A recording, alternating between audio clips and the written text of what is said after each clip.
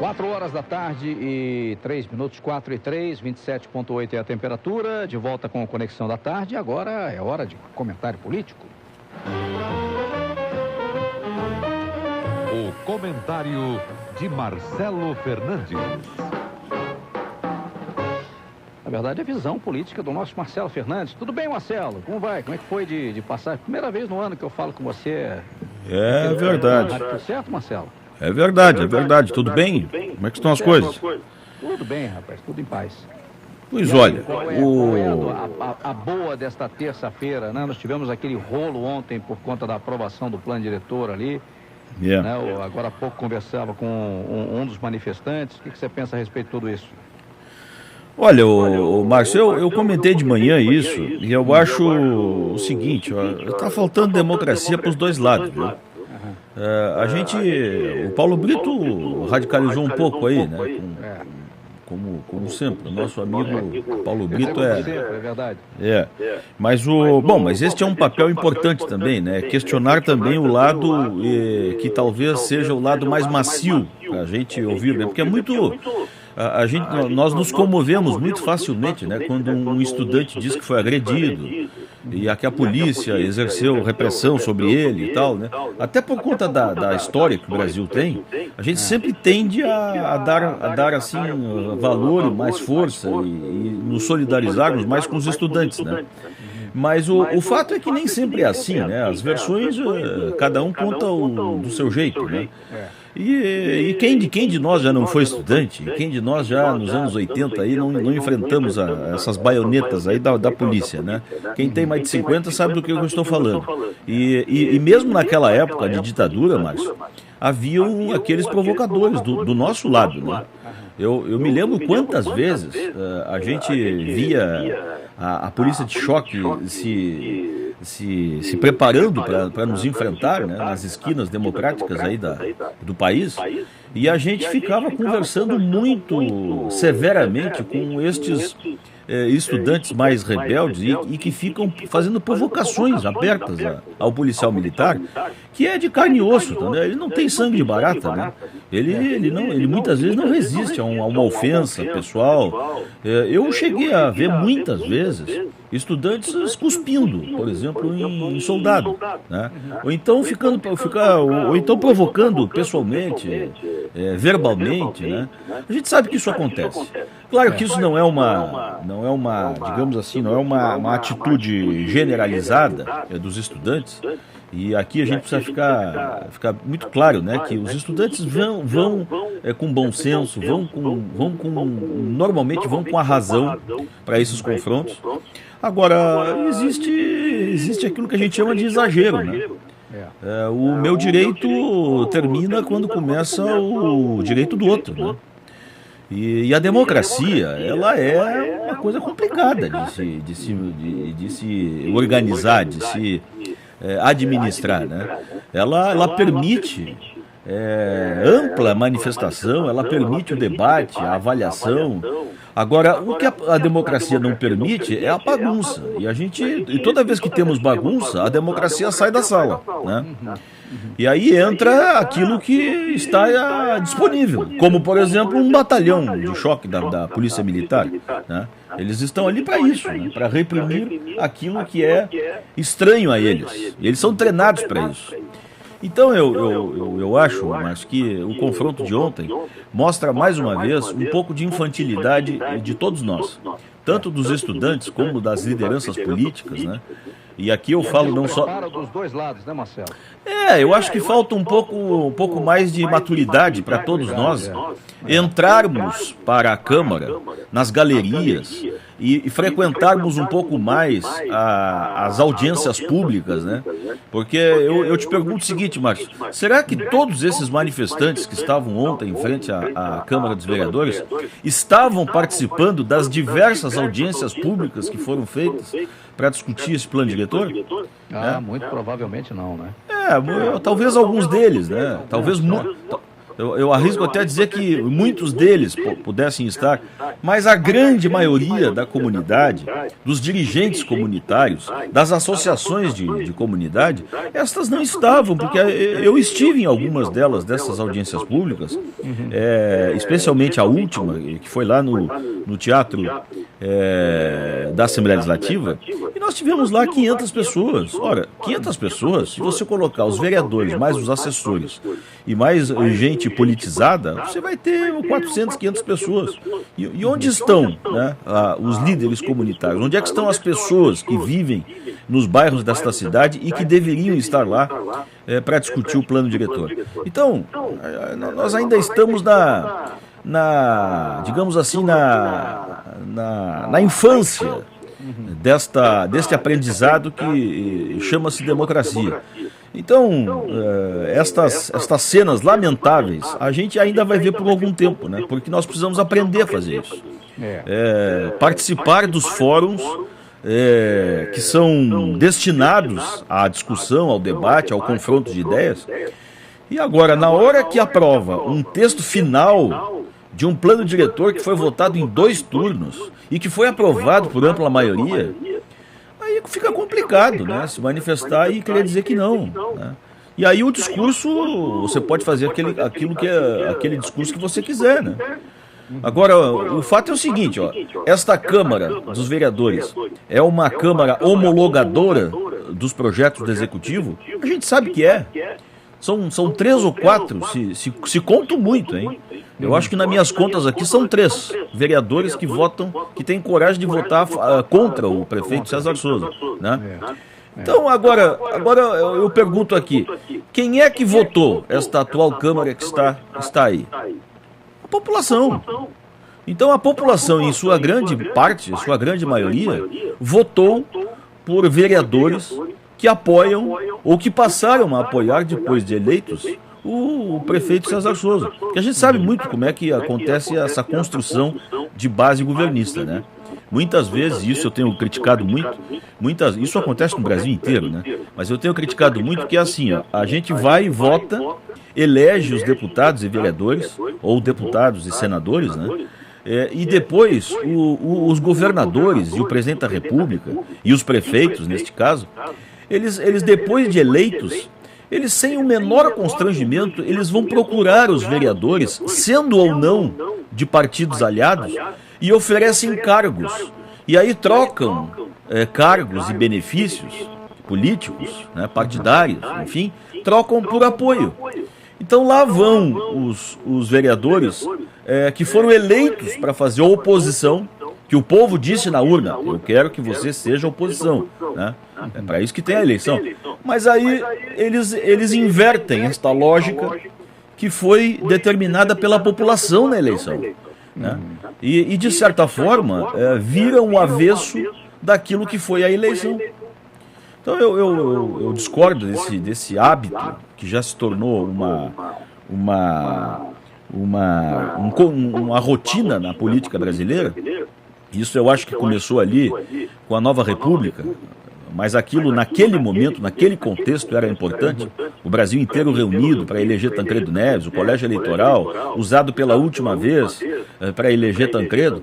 Mas naquele momento ali consolidou-se a ideia, não sei se tu lembras, da união nacional, da governabilidade, né? Do pacto para a governabilidade. Naquele momento ali, onde o país estava todo desorganizado, vivia o seu momento de fechar as portas para a ditadura, entrar numa nova república, como a gente dizia, aquele era um momento de se fazer um governo de coalizão nacional. Agora, isso parece que se perpetrou, né? Nós só fazemos, país afora, governos e executivos com coalizão. E a oposição cumpre seu papel? A oposição fica lá num canto, jogada numa minoria, não serve para quase nada, estigmatizada, muitas vezes até satanizada. Não se pode dizer não, porque senão estamos contra o desenvolvimento e tal. A gente vê aí a presidente Dilma, né, fazendo o que bem entende no Congresso Nacional. Eu não sou contra e muito menos a favor do governo federal, mas que eu acho estranhíssima este modo, este jeito dos governos federais, e não estou falando só da presidente Dilma, mas de todos esses últimos 20, 30 anos aí que passaram, os governadores, os presidentes fazem o que bem entendem, né? Governam através de medidas provisórias, que a gente sabe que é a prima irmã do decreto-lei da ditadura. Pouco chamam os parlamentares para discutir efetivamente as coisas. Quando a gente vê o presidente chamando lideranças para discutir, a gente sabe, nós é que acompanhamos a política, a gente sabe que já está tudo decidido. Aquilo é para inglês ver, né? Enfim, então eu acho que o que aconteceu ontem é mais uma demonstração de que precisamos avançar. Avançar. Maturidade, né, Marcelo? De ambos os lados. Nós precisamos aprender a fazer essas coisas. Agora, para fechar aqui, Marcelo, eu ouvi o teu programa hoje pela manhã, a questão dos impactos da falta d'água no litoral ainda repercutem, né, Marcelo? Tu sabes que o meu assunto até, tu propuseste esse, eu fui, não há problema nenhum. Mas eu iria destacar hoje aqui as duas entrevistas que fiz hoje pela manhã com os secretários do município, a secretária Maria Cláudia, do turismo aqui de Florianópolis, e do secretário Walendowski do Estado, né, da Secretaria de Turismo. E presidente da Santur também, ele está acumulando os cargos. E com os dois, nós falamos de turismo e não só da falta d'água e da luz, mas enfim, dos projetos da indústria do turismo no estado. E eu acho que a entrevista, eu acho que não precisa nem de opinar depois de ouvir os dois, porque a secretária ficou até um pouco chateada de reconhecer, quando eu perguntei a ela, por exemplo, se nós tínhamos, porque a gente fala muito da baixa temporada, né? Da ideia de se fazer turismo o ano todo em Florianópolis, né?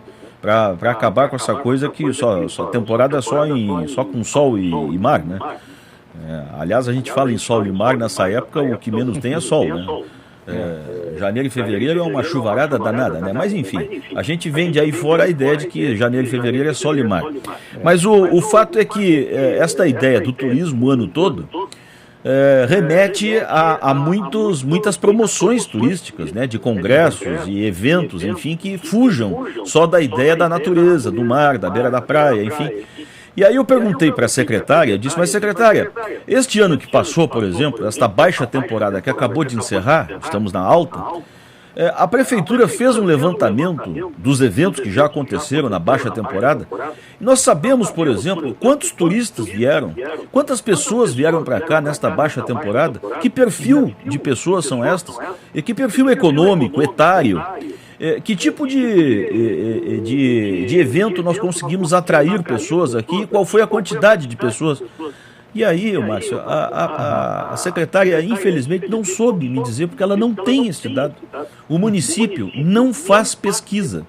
O único dado que a prefeitura tem para avaliar a quantidade de pessoas, né, e aí eles não conseguem decifrar o perfil dessas pessoas, simplesmente a quantidade delas, é o número obtido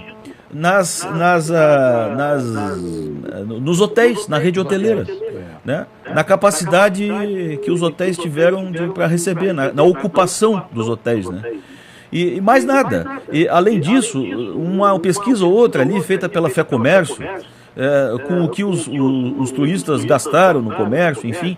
Então é muito fraca a estatística, são muito pobres os números para que os profissionais do trade turístico possam se sentar numa mesa, avaliar os números e saber para quem que nós estamos fazendo e para quem nós faremos turismo de baixa temporada e, portanto, o turismo o ano inteiro.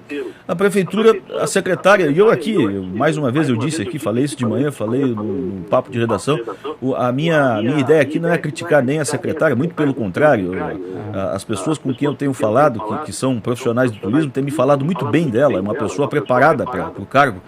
Mas o fato é que a fragilidade da sua secretaria é tamanha que a gente fica boquiaberto com a falta de ciência, de profissionalismo, né? E que não se tem com os números que não existem, né? A gente costuma dizer que no Brasil nós pecamos sempre pela falta de dados, de levantamentos, de estatísticas, né?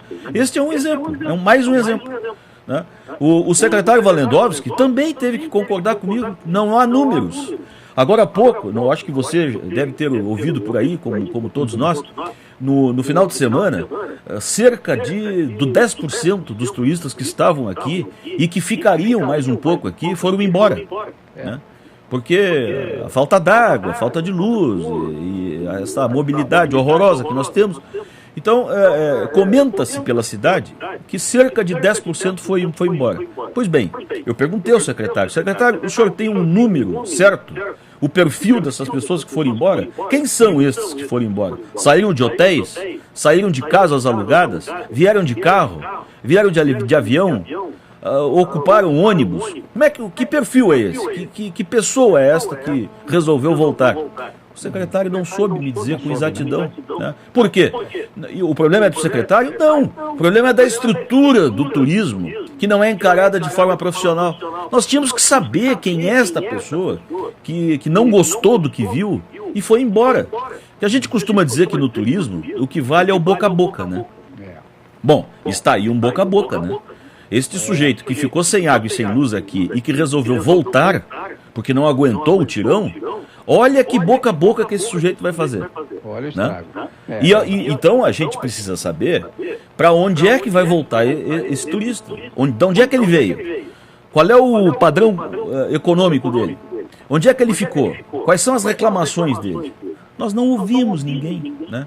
Então aí a gente fica nas esquinas e nos bares e reuniões de amigos, achando, né? Eu acho isso, eu entendo que aquilo, eu acho que isso. Mas não é assim que se faz, né? Isso é uma indústria. É uma indústria que emprega um monte de gente. Eu acho que todos já ouviram em algum lugar dizer a Espanha recebe anualmente 35 milhões de pessoas. 35 milhões de turistas. É a indústria espanhola. Ora, a Espanha é do tamanho do Paraná. E nós aqui estamos festejando 6 milhões de turistas por ano no Brasil. Então, alguma coisa há de errado. Né? Com certeza. Marcelo Fernandes, um grande abraço, Marcelo. Até amanhã. Um abraço, seja bem-vindo. Até amanhã. Obrigado. Tchau. Tá aí o Marcelo Fernandes com a sua visão política. Estendemos um pouco mais hoje, né?